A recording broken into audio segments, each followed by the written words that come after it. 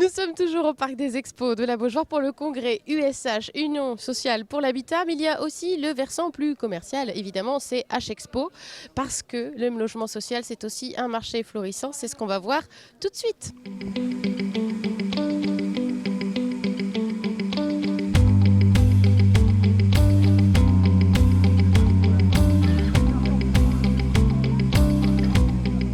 Et parmi les exposants, il y a Fabrice Bénichou, bonjour. Bonjour. Vous êtes le PDG de Neomitis qui propose des solutions de chauffage, on le voit un petit peu autour de nous. Alors on va peut-être finir avec un cliché, il n'y a plus de grille-pain maintenant dans les logements sociaux, il n'y a que des radiateurs high-tech. Disons qu'on s'emploie à les remplacer. Particulièrement chez les bailleurs sociaux, c'est pour ça qu'on a choisi H-Expo depuis plusieurs années pour exposer nos produits. On estime qu'on doit démocratiser l'intelligence dans les émetteurs de chaleur, donner l'accès à la population à ce qu'il y a de meilleur pour faire des économies d'énergie rapides. Alors évidemment, on propose principalement des émetteurs de chaleur à fluide caloporteur, équipés de régulation avancée, comprenant par exemple la détection de présence, l'indication de consommation en kilowattheure, la détection d'ouverture de fenêtre, tout un tas de petites fonctions qui vous permettent de cumuler des économies d'énergie pour arriver à peu près à 30-35% d'économie par rapport à un chauffage, on va dire, du passé. Les chauffages du passé, c'est les fameux grille-pains, vous savez, qui asséchaient un peu votre air, qui asséchaient vos cloisons nasales quand vous dormiez. Et on a donc Qui chauffait pas terrible en plus. Qui chauffait pas terrible en plus. Bon, c'est vrai qu'à la fois, c'était une consommation importante et un confort plutôt limite.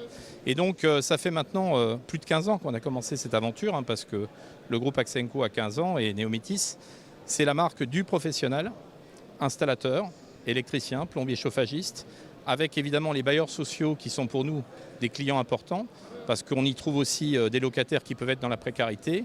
Et les locataires qui sont dans la précarité sont ceux qui sont le plus intéressés par nos économies d'énergie. Alors une dernière question, vous êtes ici aussi, on l'imagine, dans ce salon, il y a beaucoup d'exposants, il y a des bailleurs sociaux, l'idée c'est de faire des affaires?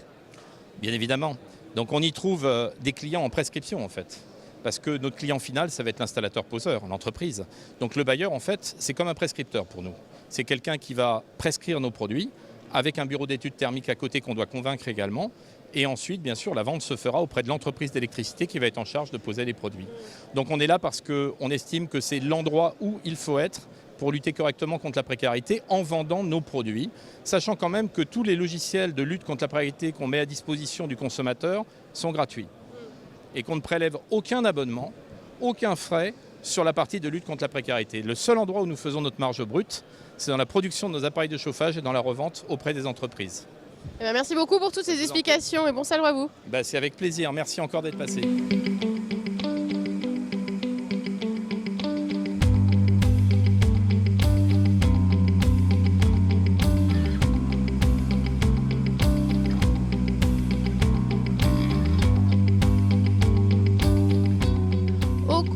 De l'Union Sociale pour l'Habitat, il y a des logements carrément. On le voit ici là dans la cour du Parc des Expos de la Beaujoire. Il y a une maison derrière nous, une maison d'un genre un petit peu particulier. Alors comment elle est fabriquée, Monsieur Jarnigon?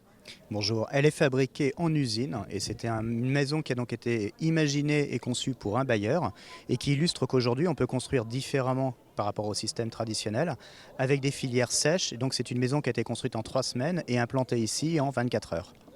Donc l'idée c'est de gagner du temps et de l'argent dans la construction de logements sociaux?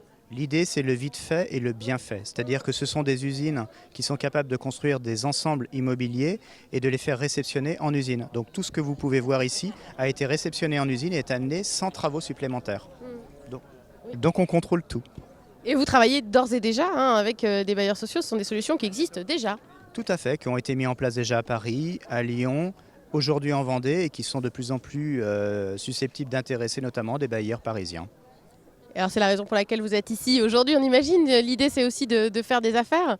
L'idée c'est de faire des affaires, surtout l'idée c'est de montrer qu'on peut avoir avec une solution industrielle une capacité à construire et une qualité de construction que l'on démontre par l'exemple. Et c'est pour ça qu'on a amené carrément une maison témoin pour justement faire cette démonstration. Ça veut dire qu'une maison comme ça, on peut la garder aussi longtemps que l'habitat traditionnel, ça peut rester pendant des décennies? Ces maisons, elles sont même certifiées par le CSTB, c'est-à-dire que nous avons les meilleures garanties en termes de qualité de construction et elles répondent aux mêmes normes. Il n'y a pas de différence de construction entre une approche industrialisée ou une approche traditionnelle. Nous répondons au même cadre normatif, donc c'est la même chose. Et c'est juste plus original aussi de l'extérieur en tout cas.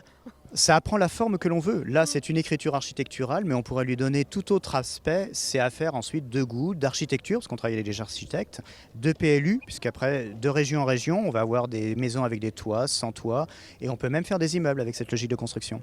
On peut imaginer oui, des tours aussi comme ça. On est déjà sur des niveaux R+3, R+4, notamment en région parisienne. Ce sont les programmes sur lesquels on est en train de répondre. Bah voilà, ce sera peut-être ça le logement social du futur. Enfin, c'est déjà celui du présent. Merci beaucoup pour cette présentation, puis on vous souhaite un bon salon. Merci beaucoup et à bientôt. Le congrès USH pour nous, c'est fini. On espère que vous avez appris tout un tas de choses sur le logement social, que vous ne le verrez plus comme avant. Excellente soirée et à très bientôt.